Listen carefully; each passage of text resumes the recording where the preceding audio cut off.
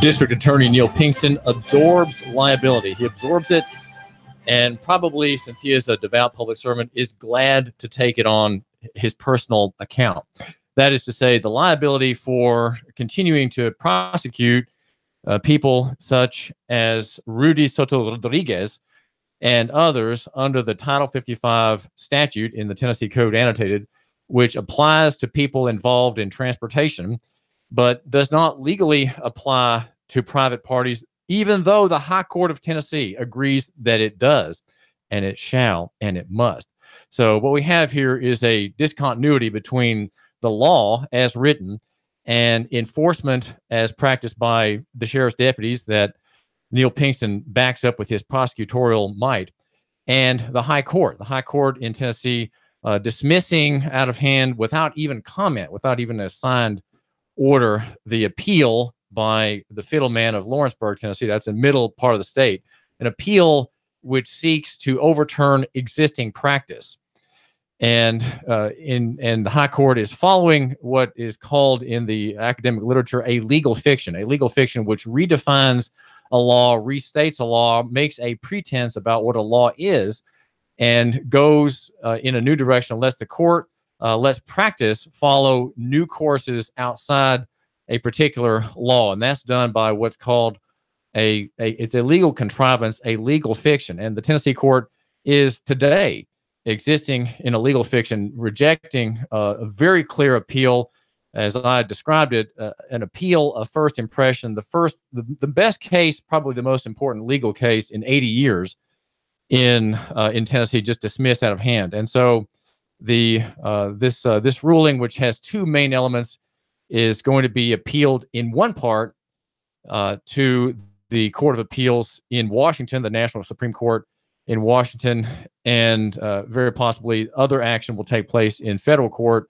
to overturn, to seek a void judgment in this case, a case in which Neil Pinkston is not directly implicated, but which he takes part in as a practitioner of policy, and that is to say, a practice of enforcing the transportation law against private users such as Rudy Soto Rodriguez and many others. Now, I mention him because he's a clear case of someone who is outside that statute entirely, because he's a private user of the road and was arrested by Sheriff Jim Hammond and his deputies for the private use of the road in a car, going to work, an immigrant here, 13 years, with a wife, Daisy, 2 children, going to work one morning downtown at one of the debt bubble complexes that's arising, and perhaps at some point down the road will be a monument, as collapses all show, a monument to frozen labor, to frozen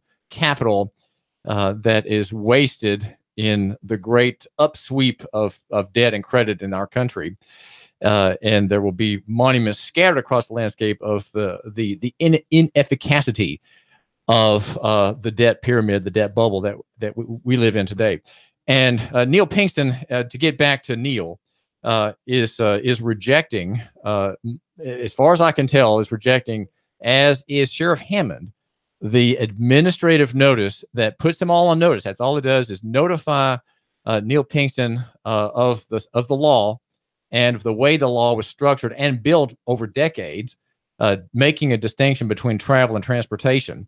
Neil Pinkston taking onto himself the personal liability of his use of the law, and Sheriff Hammond apparently doing as well, not having answered my 7 questions posed following a meeting March 1 with me, David Toulis, your host here, a meeting in which I presented him administrative notice about the law.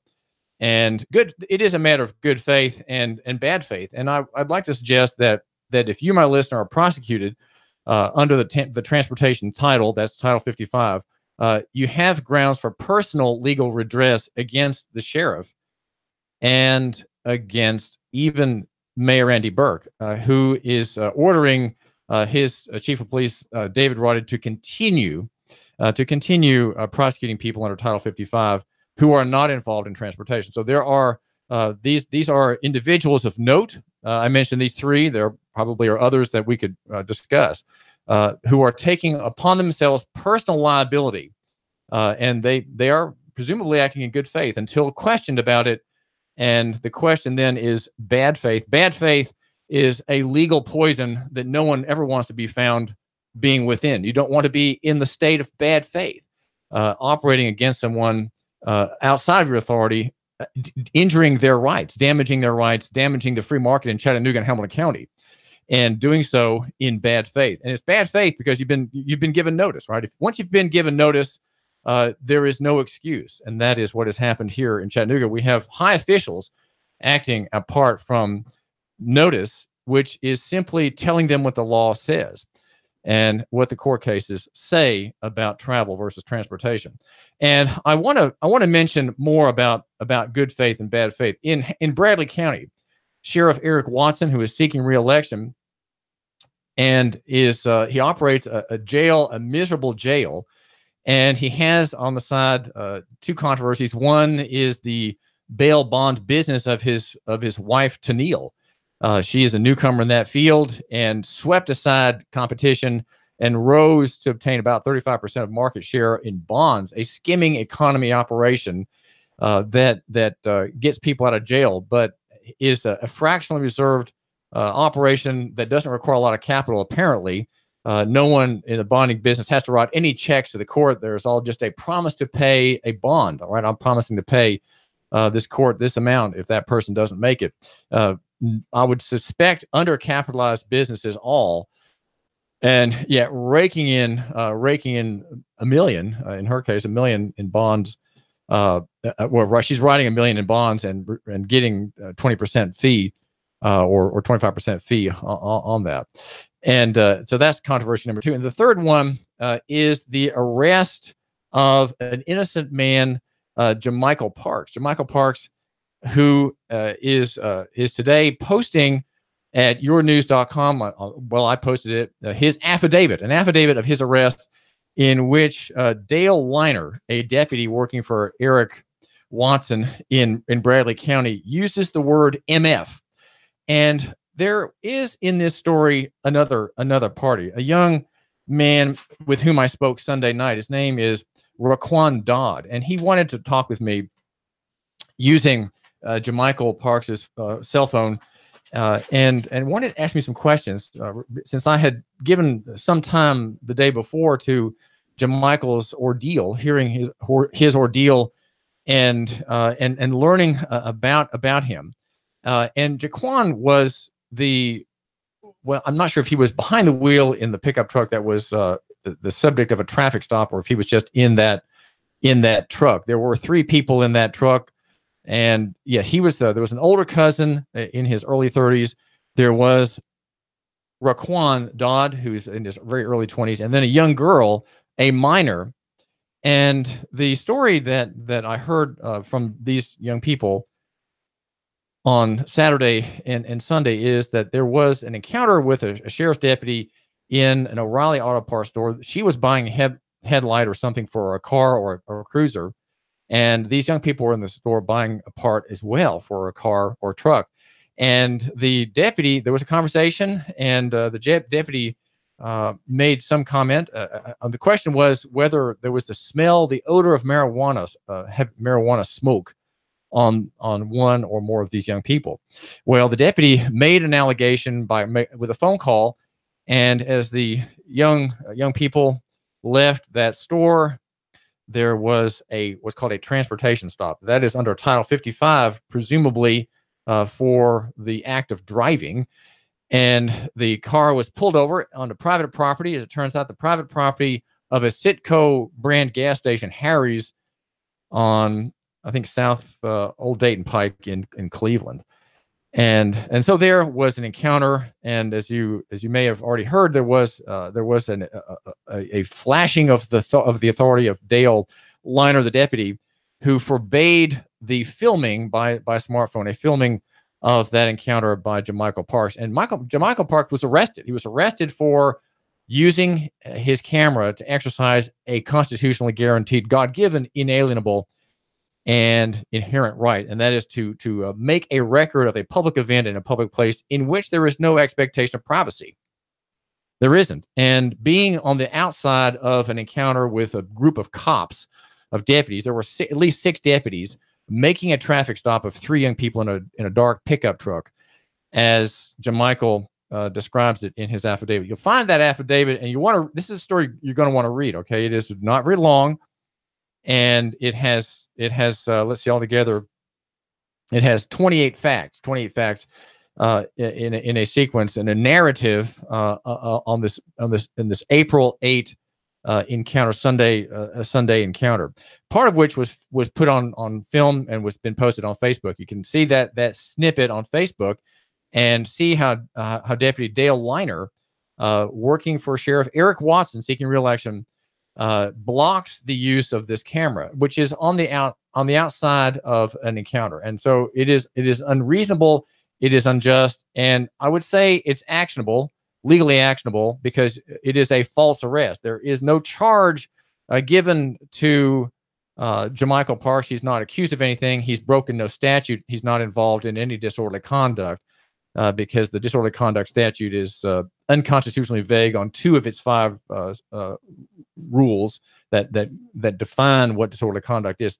2 of those 5 are simply unconscionably vague and unenforceable, because they're unenforceable because one can't know how to obey them, right? They're so vague that they are entirely subjective in their language, and therefore unobeyable, right? You can't obey a law if you don't understand it, if it does not make itself clear, and that violates federal law. There's a federal law, and state law requires clarity in statute, and so we have what I want to mention here now is Raquon Dodd telling me about the arrest. One of the deputies used the word F word in front of the girl.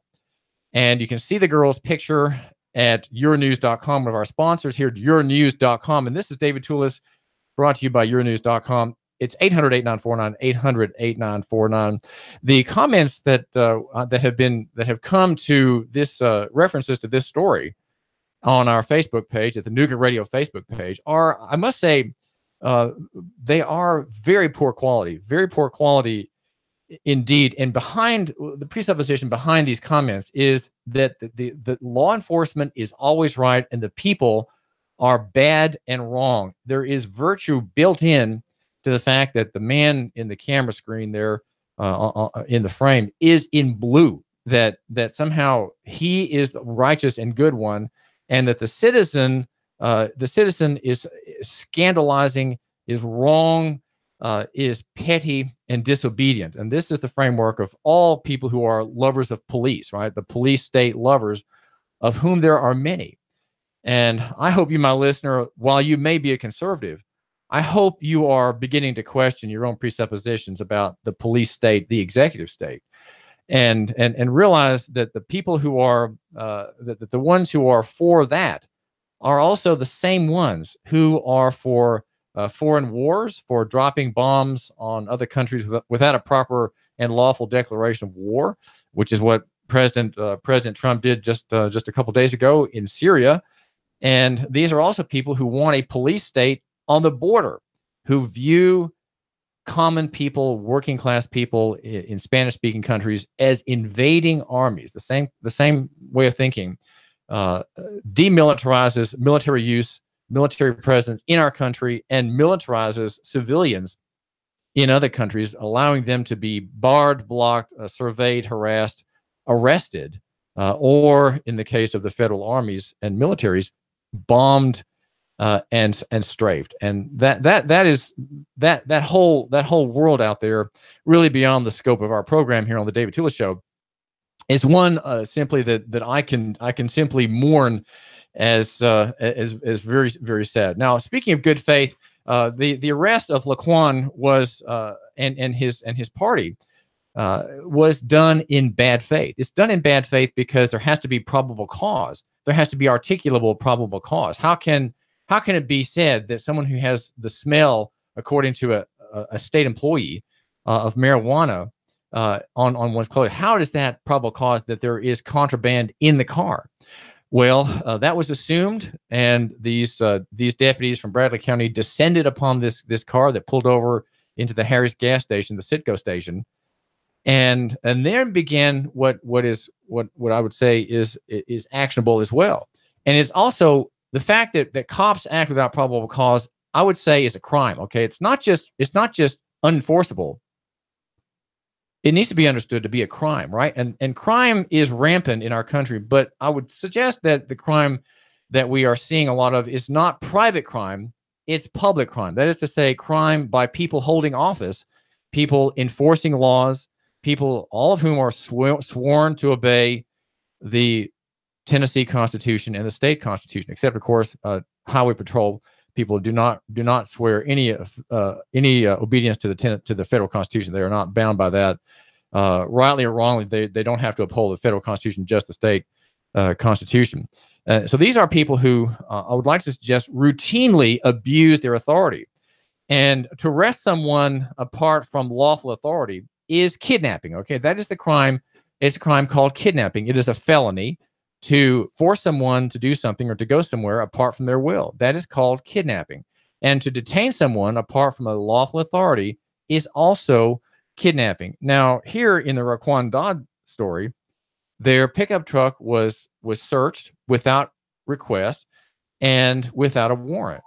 And this is David Toulis, and the number, again, is 800-8949, 800-8949. And call, you're live on the David Toulis Show. What do I have to hear from you? Great topic, David. Great topic. The government has too much money. That's the problem. The government has to be defunded. We're going to change nothing at the local, state, or federal level unless we defund these guys. Have you ever watched live PD at night? No, tell me about it. Friday and Saturday nights, 9 to midnight. They show 6 different police departments tracking people, and almost all the stops are drug-related. And it's marijuana. Listen, I've never smoked it. I don't necessarily think it should be legal. I really don't care about it. But what a waste of resources. It turned my thinking around. And these are just normal people, and they may have like a little marijuana cigarette or whatever, and they bust their balls for hours. And you know the judge is going to throw it out. It is a waste of resources. If the police are out there, they should be getting bad guys, not stopping people at checkpoints because of the lunatics and Mothers Against Drunk Drivers. You know, they're a religion. But they should be catching bad guys. They need to be defunded. Government, you're never going to stop this until these people are defunded. Never forget that. I want everyone to hear that. Keep sending them your money, because what you're doing is you're causing yourself to be in your own little prison. They'll pull somebody over and go, "I smell marijuana. What do you got there?" They bring the dogs in. There's a little joint, and they tear their car apart. Let me tell you something. I don't drink and drive, but I will never do one of those drunk driving tests. I am not a monkey. They embarrass people. They'll touch your nose. Let me look in your eyes. Walk the line. Screw you. Give me something to blow in. They embarrass people. This is ridiculous. And it's not the cop on the street. It's the politicians. It's the mayor of these cities telling them to do this baloney for political purposes. Defund these creeps. Well, Mike, let me ask you a question. Mike, let me ask you a question. Do everything you can to avoid having income. Everything. Learn what the definition means. Do everything you can to avoid paying state taxes legally. Defund these scoundrels. You know, let's make government our servant. Let's make government our bitch. Because we're their bitch, and I'm tired of it. Thanks. Well, Mike, that is a bracing comment. Thank you very much for calling. And I was just going to ask you, but I think I probably can guess your answer. Dale Liner, in the Jamichael Parks affidavit, which, by the way, you can read at yournews.com. That's yournews.com. The cop says, "Mind your MFing business and get your ass in the gas station." That is an employee of Bradley County. Bradley County employee says, "Mind your MFing business and get your ass in the gas station." And this is a remarkable comment. And the word F, the F word, was used also by a Eric Watson deputy in the presence of a girl. It was aimed at her, and there was a reference also to her ass. Now that is simply not to be accepted by people in Bradley County, unless of course they're asleep. And I think maybe that many of them are, and many of them, it's a very Christian town. Why is it that Christian people are asleep on these things? Why do they not think that God's interest and God's character is impugned by officers of the magistrate who speak this way in arresting people? Now, I've got something I want to get to, but it's through the question of good faith and bad faith. Neil Pinkston, I believe, is going to be operating in bad faith in the future, and we just have to find an occasion to hold him to account personally. Sheriff Hammond, also, he's been put under administrative notice about transportation statute and its limits, and so is Mayor Andy Burke, 3 important officials. They've been put on personal notice about the statute, and they need desperately to act in good faith and limit the abuse of the people by officers operating outside the statute's scope. Good faith. Now, there's a story from a correspondent of mine, Robert Z. Whipple. We're going to talk about him. And the Tennessee Department of Corrections, guess what? Is going to be operating in bad faith in the maintenance of its law library in the prison in which this poor man is kept. David Toulis, Nuga Radio. The Tennessee Valley's news talk leader, Nuga Radio. Digital FM 95.